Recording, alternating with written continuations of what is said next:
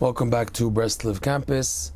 A bit into going into the power of the Tzadik and the idea of being by the Tzadik.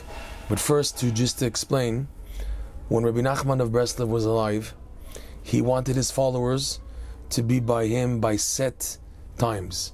As is known, for example, to be by him for Rosh Hashanah while he was alive also, this started. And also to be by him for the Shabbat of Chanukah, and to be by him for the Shavuot, the holiday of Shavuot. And there were 3 other times that Rebbe Nachman would travel to be by his followers. One of them was Shabbat Shira, which was a time of we recite the song of the splitting of the Red Sea, the leaving of Egypt. Another Shabbat Nachamu, the Shabbat after Tisha B'Av. And a third Shabbat sometime in the winter, where these 3 times Rebbe Nachman would travel to be by his followers. Rav Nosson, he discusses this idea of traveling to be by a tzaddik, and the opposite, when the tzaddik comes to a person. He explains that when a person has the strength and the ability, it is incumbent upon him to travel to a tzaddik, because what he will gain will be totally amazing. And the person is given strength to be able to travel to the tzaddik, but because of its importance, there are obstacles to face that have to be broken in order to travel to be by a tzaddik. The gain Rebbe Nachman teaches is unbelievable. It's literally out of this world. What basically a person gains by traveling to a tzaddik is that he gets energy levels of holiness which are above his true level, which help him to combat and advance and be victorious in the daily struggles of trying to serve Hashem, which include, for example, davening of concentration, which probably number 1 on the hit list. We would say that concentrating on davening is one of the most difficult things for the average Jew, because all the distractions specifically come when a person is trying to pray. His mind wanders to other types of thoughts and business and this and that is when extra strength is needed in order to fulfill this devotion of davening, because of the greatness of davening. So one big thing a person gains by having a boost of energy that he gets by the tzaddikim is higher level of holiness, specifically in davening. But there are times when a person is so weak spiritually, even physically and emotionally, that he doesn't have the strength to travel to be a Bayit Tzaddik. So in those instances, the Tzaddik, he travels to be by the people. He goes to his followers in order to lift them up. And this, Rav Nosson explains the idea related to how Rebbe Nachman would travel to be by his followers. And he explains it works like that in the 2 formats.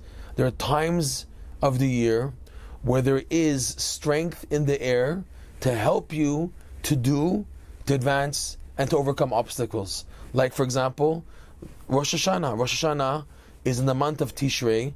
Tishrei is called Yerach HaEtanim, the month of strength. Person is given strength by the holiness of the holidays of the month of Tishrei, starting with Rosh Hashanah. So there a person has the strength and the possibility to travel to be by a tzaddik in order to get the gains and the benefits of this. Chanukah also. Chanukah, there's lights that we light in the darkness, giving person hope and strength to stand up and to advance. That's the idea of Chanukah. And Shabbat Chanukah is when is the climax, the spitz of this moment, which is another time that Rebbe Nachman mentioned of his followers to come to be by him. Another time where it's an escalating, going upwards, is Shavuot. Shavuot, we're receiving the Torah. It's a 1-day Yom Tov, as opposed to Pesach, which is 7 days, Sukkot with Simchat Torah is 8 days. Here Shavuot is so intense. In Israel it's only 1 day, and in diaspora it's only 2 days. But it's 1 day to show that it has so much energy that it's 1 day will suffice. And here again is a time to travel to be by tzaddikim. That's the idea of Shavuot. But there are times in the year where a Jew is exceptionally weak and going through major struggles and difficulties, and he doesn't have that ability, the time doesn't allow him to help him, assist him to be strong and to travel to be by tzaddikim. For example, Shabbat Shira. We're now technically going through the story of leaving Egypt, but there was a lot of weakness by the Jewish people that they couldn't on their own cross the Red Sea.